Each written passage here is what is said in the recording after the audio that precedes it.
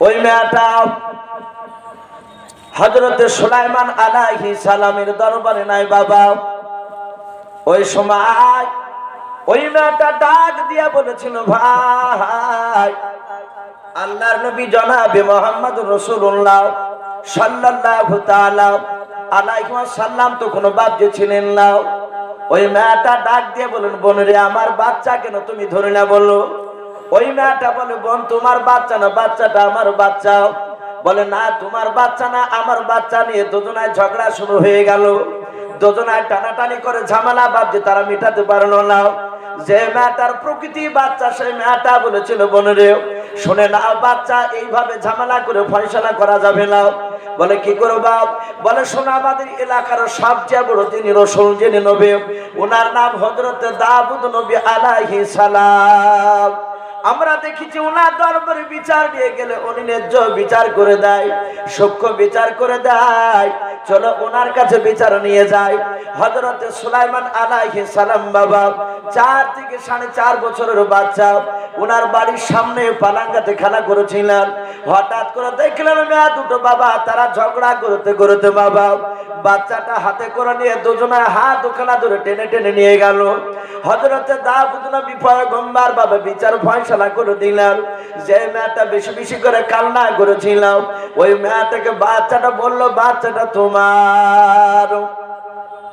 যেই মেয়েটার প্রকৃতি বাচ্চা, সেই মেয়েটা বাপজি পেল না, ওখান থেকে বাপজি চলে যাচ্ছে। যে মেয়েটা বাচ্চা পেয়েছে, সেই মেয়েটা হাসতে হাসতে যাচ্ছে। আর যে মেয়েটা বাচ্চা পায় না, ওই মেয়েটা কান্না করতে করতে চলে যাচ্ছে। হযরতে সুলাইমান আলাইহিস সালাম 4 থেকে 4.5 বছরের বাচ্চা বাবা। ওই সময় তাকে দেখেন, আমি বুদ্ধি হওয়ার পর দেখলাম, আমি ছোট থেকে দেখতেছি আমার আব্বা দরবারে কান্না করতে করতে যারা যায়, তারা কেউ কান্না করতে করতে ফিরে আসে নাই, তারা হাসতে হাসতে ফিরে আসে। এমন নবী আল্লাহ পাঠিয়েছিলেন। হযরতে সুলাইমান খেলা বন্ধ করে দিয়ে বাবা মেয়েটার দুটোর সামনে গিয়ে দাঁড়িয়ে গেলেন। দাঁড়িয়ে যাওয়ার পর যেই মেয়েটা কান্না করেছিল, ওই মেয়েটার কাছে গিয়ে বলেন, মা আমি দেখলাম তুমি ঝগড়া করতে করতে যাচ্ছি না দুজনায়, আবার আব্বা দরবার থেকে ফিরে যাওয়ার পথে দেখি তোমার চোখ দিয়ে পানি গড়ায়। ওগো মা শুনে নাও, আব্বার দরবার থেকে কাঁদতে কাঁদতে কেউ ফিরে আসে না, কেন তুমি কাঁদো বলো? ওই মেয়েটা ডাক দিয়ে বলো, বাবা তোমার নাম কি বলো? হযরতে সুলাইমান মিষ্টি আওয়াজ দিয়ে বলেন, আমার নাম সুলাইমান। বলে বাবা শুনে নাও, এই বাড়িতে যে বিখ্যাত নবী আছেন দাউদ নবী আলাইহিস সালাম, ওনাকে কি জানো? ওনাকে কি তুমি চিনো? সুলাইমান মুচকে হাসি দিয়ে বলেন, মা আপনি জানেন না, আমি ওনারই সন্তান। জোরে বলুন সুবহানাল্লাহ। ওই মেয়েটা ডাক দিয়া বলেছিল, বাবা তুমি সুলাইমান আলাইহিস সালাম দাউদ নবীর ছেলে? বলে হ্যাঁ। বলে শুনে নাও, তোমার আব্বা ন্যায্য বিচার করে আমার দিতে পারলো না। ওরে সুলাইমান, কিয়ামতের ময়দানে যেদিন কোটি কোটি মানুষের সমাগম হবে, সেই দিন তোমার আব্বার কলার খানাকে ধরে টানতে টানতে নিয়ে গিয়ে আল্লাহর কাঠ গড়ায় তোমার আব্বার বিরুদ্ধে বিচার দিয়ে দিব। 4 বছরের বাপজি সুলাইমান আলাইহিস সালাম। কোন কোন রাবী লিখেছেন বাপজি 4.5 বছর। একেবারে বাচ্চা ছিল, যাহাতে বাপজি মেয়েটা বলেছে কিয়ামতের ময়দানে তোমার বাপের বিরুদ্ধে বিচার দিয়ে দিব। সুলাইমানের চোখ দিয়ে হাসতে হাসতে বাপজি কান্না পানি বেরিয়ে চলে আসলো। বলে মা খবরদার, তুমি আব্বার বিরুদ্ধে কিয়ামতের ময়দানে তুমি বিচার দিবা না। নবী সন্তান, ওনারা শুনেছিলেন কিয়ামতের কঠিন দিন। আর যারা বাপজি মিটিং করতে গিয়ে যারা বাহুর বল দেখায়, কঠিনে যারা বিচার করে, যারা ন্যায্য বিচার পায় না গরিব বলে, কিয়ামতের ময়দানে বাপজি দুনিয়ার সাব্যরা তারা সেদিন দুর্বল হবে। আর দুনিয়ার দুর্বলরা সেদিন কিয়ামতের ময়দানে বাপজি সাব্বাল হয়ে দাঁড়াবে। সেদিন বাপজি আল্লাহ রাব্বুল আলামিন প্রতিটা মানুষকে ন্যায্য বিচার পাইয়ে দিবেন। বলুন আলহামদুলিল্লাহ। এই জন্য খুব সাবধান, খুবই সাবধান। দুনিয়াতে লাঞ্ছিত হওয়া ভালো, কিন্তু কিয়ামতের ময়দানে লাঞ্ছিত হওয়া ভালো নয়। হযরতে আপনারা নাম শুনতে দুজন ফেরেশতার বাপজি দুনিয়ার বুকে শাস্তি বর্তমানে এখনো চলছে। নাম বলতে পারবেন তাদের নাম কি? হারুত আর মারুত আলাইহিমুস সালাম। ওরা দুজন ফেরেশতা, ফেরেশতার গুনাহ হয় না, ফেরেশতারা বাপজি শাস্তি ভোগ করে না, অথচ আল্লাহ রাব্বুল আলামিনের বিশ্বনবী বলেন দুজন ফেরেশতাকে তাদেরকে বাপজি ঝুলিয়ে রাখা হয়েছে কিয়ামত পর্যন্ত। তারা একটা কথা আল্লাহর সাথে চ্যালেঞ্জ ছুড়ে এসেছিল, তাদের ভুল হয়ে গিয়েছিল। এই যে দুজন ফেরেশতা বাপজি তারা জানতো, আল্লাহ বলেছিলেন তোমরা দুনিয়ার বুকে বিচার নিবা, শাস্তি নিবা না কিয়ামতের ময়দানে। ওরা জানতে পেরেছিল যে কিয়ামতের ময়দান খুব কঠিন হয়ে দাঁড়াবে। কিয়ামতের 1 সেকেন্ডের বাপজি আপনার আযাব, সারা পৃথিবীর যত কষ্ট আছে সব একত্রিত যদি করা হয়, কিয়ামতের ময়দানের বাপজি জাহান্নামের 1 সেকেন্ডের আযাবের সমতুল্য হবে না, এত কঠিন। তাই ফেরেশতারা বলেছিল, ওগো মাওলা, আমরা কিয়ামতের ময়দানে শাস্তি চাই না, আমরা দুনিয়াতে চাই। ওদের শাস্তি কিয়ামত পর্যন্ত বাপজি নির্ধারিত করা হয়েছে। যেদিন ইসরাফিল আলাইহিস সালাম বাঁশিতে ফু মারবে, সেদিন আপনার ওদের আযাব মাফ হয়ে যাবে। তারা আপন আপন ডিউটি থেকে বাপজি আবার হাজিরি দিবে। হযরত সুলাইমান এটা জানতেন, ওনার আব্বার মুখ থেকে বাপজি শুনেছিলেন কিয়ামতের ময়দান খুব কঠিন ভয়ঙ্কর দিন হবে। তাই বললেন, মা, আমার আব্বা এমন কি অন্যায় করেছে? বলে, তোকে বলে তো কোনো লাভ হবে না। বলে, তোর আব্বাই তো ন্যায্য বিচার করতে পারেনি। বলে, মা, চিন্তা করো না, আমাকে একটু বলো, আমি চেষ্টা করবো তোমাকে ন্যায্য বিচার পাইয়ে দেওয়া। বলে, কেন তুমি কান্না করছো? বললো, মেয়েটা কেঁদে কেঁদে বললো, বাবা সুলাইমান, ওই যে মেয়েটার কোলে যে বাচ্চাটা দেখতে পাচ্ছিস, ওই বাচ্চাটা ওর না, ওই বাচ্চাটা প্রকৃতি আমার। তোর আব্বা ওই মেয়েটার অভিনয় কান্না বুঝতে পারেনি, ধরতে পারেনি, তাই তোর আব্বা বিচারের রায় প্রকাশ করেছে বাচ্চাটা ওই মেয়েটারই। তাই এটাই তোর আব্বা ন্যায্য বিচার করে দিতে পারেনি। বাবা সুলাইমান আলাইহিস সালাম হাত দুখানা জোর করে বলল, মা, আমি একটা অনুরোধ করব, শুনবা? বলে, কি বলো? বলে, দ্বিতীয়বার চলে আব্বার কাছে আবার বিচারটা আমি দ্বিতীয়বার ঘুরে করতে বলবো, হয়তো ন্যায্য বিচার আব্বা তোমাদের কাছে করে দিবে। যে মেয়েটা বাচ্চা পেয়েছিল সেই মেয়েটা বলে, সুলাইমান, দ্বিতীয়বার কেন? 10 বার যদি নিয়ে যাস আমি যেতে রাজি আছি। ও জানে যে নবীর কথা জবান দিতে হবে না। প্রথমে যখন আমার দিকে রায় প্রকাশ করেছে আমি পাবো। আর যে মেয়েটা কাঁদতে কাঁদতে যাচ্ছিল সেই মেয়েটা ভাবলে দ্বিতীয়বার যদি বাচ্চাটা আমার হয়ে যায়। চলে যাচ্ছে সুলাইমান আলাইহিস সালাম দুজনের হাত দুখানা ধরে টেনে টেনে নিয়ে যাচ্ছে। এই সুলাইমান আলাইহিস সালাম উনি মনে মনে চিন্তা করছেন, আব্বাকে কি ডাইরেক্ট যদি বলি আব্বা আপনার বিচারটা ভুল হয়েছে, তাহলে আব্বা সম্মানের হানি হবে, আব্বা অপমান হবে না, এরকম কথা বলা যাবে না। হযরত সুলাইমান আলাইহিস সালাম উনি নবী হবে। আমরা ওনার জ্ঞান তো বাপজি ছোট থেকে দান অনেক করেছে। আমার বিশ্ব নবী রাহমাতুল লিল আলামিন বলুন সাল্লাল্লাহু আলাইহি ওয়াসাল্লাম। আমার বিশ্ব নবীর জ্ঞান ছিল না বলুন? অনেক দামি জ্ঞান। নবী ছোট থেকে নবীর ব্যবহার থেকে মক্কার লোকেরা মুগ্ধ হয়ে গিয়েছিল। আপনারা সকলেই জানেন কাবা শরীফে বাপজি একটা পাথর আছে, যে পাথরটাকে বাপজি হাজরে আসওয়াদ বলা হয়। কি বলা হয়? হাজরে আসওয়াদ, কালো পাথর বলা হয়।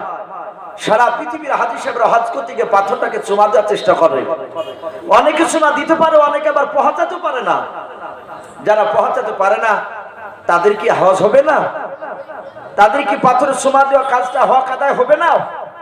বিশ্বনবী বলেছেন যদি না পারে পাথরের দিকে ভাবে যদি হাতখানা উঁচু করে ইশারা করে ওটাই কবুল হয়ে যাবে। বলুন আলহামদুলিল্লাহ। এই কালো পাথরটা বাপজি বিশ্বনবী বলেছেন এই পাথরটা জান্নাতের পাথর। বলুন সুবহানাল্লাহ। জান্নাত থেকে যখন পাথরটা এসেছিল এই পাথরটা কালো ছিল না, পাথরটা ছিল হাজরে আবিয়াস, সাদা পাথর। ওই পাথরটা আল্লাহ রাব্বুল আলামিন এমন একটা ম্যাগনেট ফিট করে দিয়েছে, পৃথিবীর বাপজি হাজী সাহেবরা হজ করতে গিয়ে গুনাহগাররা ওই জায়গাতে দাঁড়ালে পাথরে বাপজি টেনে নেয়। বলুন আলহামদুলিল্লাহ। কিন্তু সবারই টানবে না বাপ, সব হাজির গুনাহ টানবে? আপনার বেটাকে ফাঁকি দিয়ে আপনি আরেক বেটাকে বেশি জমি লিখে দিয়ে চলে গেলে, অন্যায় করে বাপজি টাকাকে বাপজি হারাম করে ইনকাম করার পর সেই টাকা দিয়ে হজ করতে গিয়েছে, কবুল হবে? কথা বলে তার গুনাহকে টানবে না। যার টাকার মধ্যে হালাল থাকবে, হারাম থাকবে না। অনেক মানুষ আবার বলছে যে মৌলানা হাজী সাহেব হজে যাচ্ছেন তো কি ঘুচিয়ে যাচ্ছে, তখন বলছে ভাই এমন কিছু করিনি তো, ওই 5 কাঠা জমি বেচেছি। হ্যাঁ ঠিক করেছে, নিজের টাকা আছে বলে শুধু ওই টাকা গচ্ছিত টাকা নিয়ে যাবেন না। আচ্ছা বলেন, যে 5 কাঠা জমি বিক্রি করে যাচ্ছে, ওই 5 কাঠা জমি যদি অবৈধভাবে যদি কিনে, হারাম টাকার যদি কেনা হয় জমিটা, তাহলে ওই জমি বেচে গিয়ে হজ করতে গেলে হজ হবে? হজ হবে না। হাজি বহু রকমে দেখা যায়। বাপজি আমার সোনা লালেরা, প্রকৃতি নির্ভেজাল হাজি যদি যায় ওখানে, তাকালে তার গুনাহটা পাথর টেনে নেয়। এই গুনাহ টেনে টেনে বাপজি পাথরটা কালো হয়ে গেছে। এই পাথরটাকে টেনে বাপজি কাবা শরীফ একটু নির্মাণ হবে। এই কাবা শরীফটাকে বাপজি একটু নিত্য নতুন করবে, পরিষ্কার করবে। সেই সময় পাথরটাকে একটু সরাতে হবে। পাথরটাকে সরানো নিয়ে বাপজি মক্কার কাফিররা বাপজি ঝামেলা শুরু করে দিল। তখনও নবুয়তের দাবি বাপজি রাসূল সাল্লাল্লাহু আলাইহি ওয়াসাল্লাম বড় হননি। তখন বিশ্বনবী রাহমাতুল লিল আলামিন মাত্র 8 বছরের বাচ্চা। কত বছর বললাম? 8 বছরের। বিশ্বনবী উনি যে নবী হবেন তা কেউ জানে না, কিন্তু বিশ্বনবীর চরিত্র বাপজি এলাকায় প্রচার হতে শুরু হয়েছে ছোট থেকে। নবী কাউকে গালি দেয় না, নবী কাউকে কড়া নজরে কথা বলে না। নবীজি ছোট থেকে তার ব্যবহার ছিল আলাদা। মানুষেরা বলতো যে ওই অমুকের ছেলেটা খুব ভালো রে, ছেলেটা কাউকে আঘাত দিয়ে কথা বলে না, ভদ্রভাবে দাঁড়িয়ে থাকে, মিষ্টি ভাষায় কথা বলে। নবী এটা বাপজি তারা জানতো না। বিশ্বনবী রাহমাতুল লিল আলামিন দেখলেন ওনার দাদা আব্দুল মুতালিব তখনও বেঁচে ছিলেন। নবীজি হঠাৎ করে দেখলেন তার দাদার মুখখানা বাপজি ভারী, মনটাতে বাপজি মুখে ফুর্তি নাই। বিশ্বনবী 8 বছরের ছেলে রসুলের দাদাকে দেখলে নবী দৌড়ে চলে যেতে, দাদুর কোলে চাপতে। আব্দুল মুতালিব বিশ্বনবীকে নিয়ে চুমা খেতে। হযরত আব্দুল মুতালিব সেই সময় বাপজি কাবা শরীফের মুতাল্লি ছিলেন, দেখাশোনা করতে উনি সৎ ছিলেন। হযরত আব্দুল মুতালিবকে ডাক দিয়ে বলছেন, দাদু আপনার মনটা খুব ভারী কেন? বলে ভাই আজ মক্কা নগরে 17 দিন ধরে একটা পাথর নিয়ে ঝামেলা শুরু হয়েছে। মক্কার সবচেয়ে যে বড় বড় নেতা, 4টা বংশ রয়েছে, সে 4 বংশের 4 নেতা, তারা 4 জনায় বলছে যে আমি টানবো, বলছে আমি টানবো। এই পাথর সরানো নিয়ে তাদের ঝামেলা শুরু হয়েছে, আমি মীমাংসা করতে পারিনি। কদিন বললাম? 17 দিন ধরে। বিশ্বনবী বললেন, দাদু আমাকে আজকে নিয়ে চলো। বলে ভাই তুই যে কি করবি বল, আমাকে নিয়ে চলো। আমার বিশ্বনবী চলে গেলেন।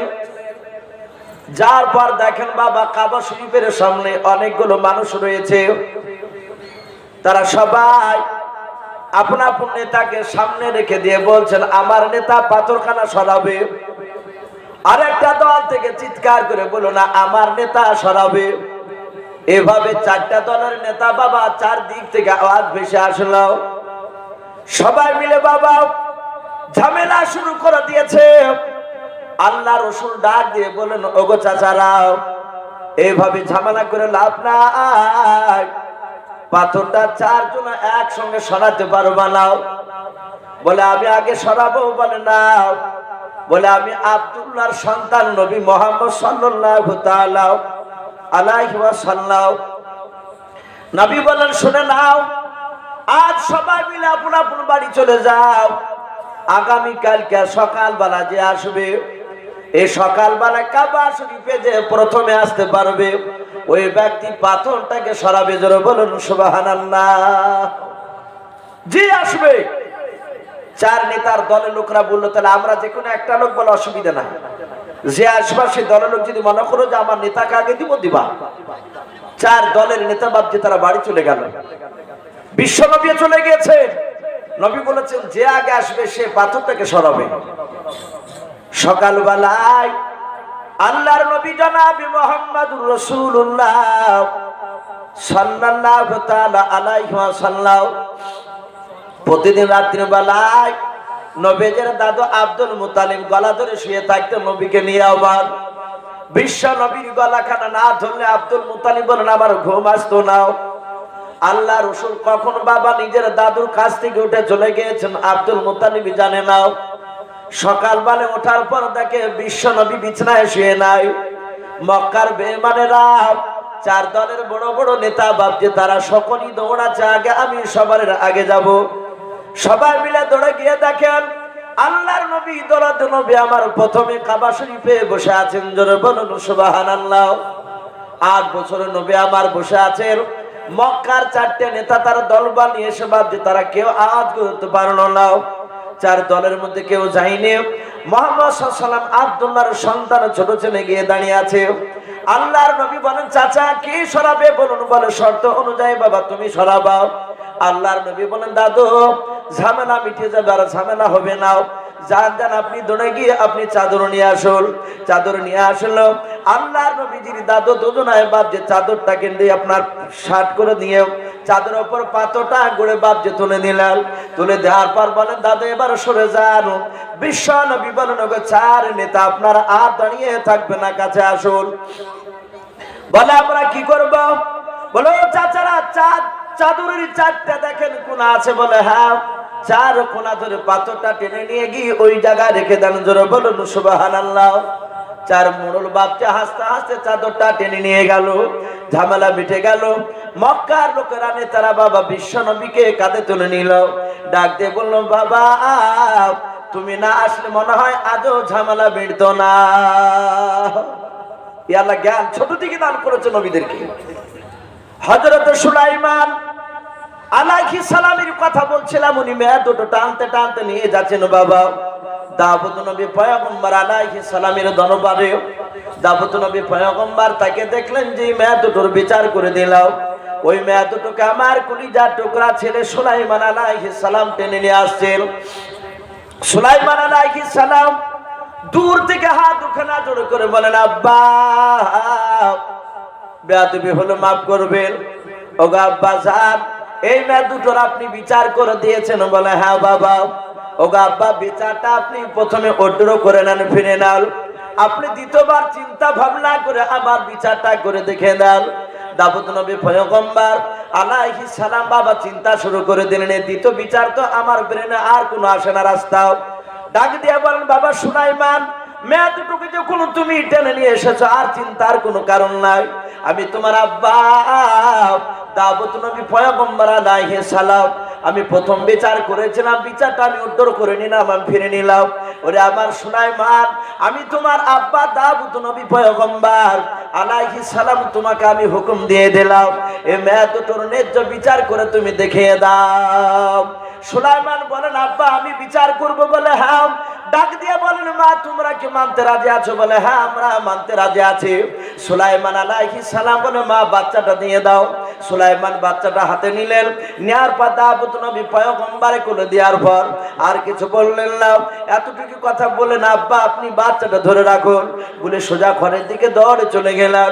সুলাইমান আলাইহিস সালাম কিছুক্ষণ পর ঘরের ভিতর থেকে দেখলেন সুলাইমান আলাইহিস সালাম ধারালো অস্ত্র বাজে হাসে আপনার হাতে করে নিয়ে চলে আসছে। দাউদ নবী পয়গম্বর চিন্তা করেন আল্লাহ কেনই বা আমার ছেলেকে আমি হুকুম দিলাম বিচার করতে, আমার ছেলে যদি বিচার ন্যায্য যদি না করে দিতে পারে, যদি আপনার বাচ্চা ছেলেকে জবাই করে দেয় কিয়ামতের ময়দানে আমার ছেলে সুলাইমান আর কোনোদিন জান্নাত যেতে পারবে না।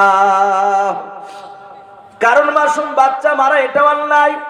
সুলাইমান আলাইহিস সালাম বলেন আব্বা চিন্তা করবেন না। দাউদ নবী পয়গম্বরের কাছ থেকে বাচ্চাটা নেওয়ার পর জমিনে শুয়ে দিয়ে বলেন মা আমার আব্বা ন্যায্য বিচার করো নাই বলে আব্বার দরবারে নাই, আল্লাহ দরবারে তুমি আব্বার বিরুদ্ধে বিচার দিব বলেছে। বলে হ্যাঁ। ডাক দিয়ে বলে মা আব্বা আমাকে বিচার করতে বলেছে, আমি ন্যায্য বিচার করে দেব তোমাদের।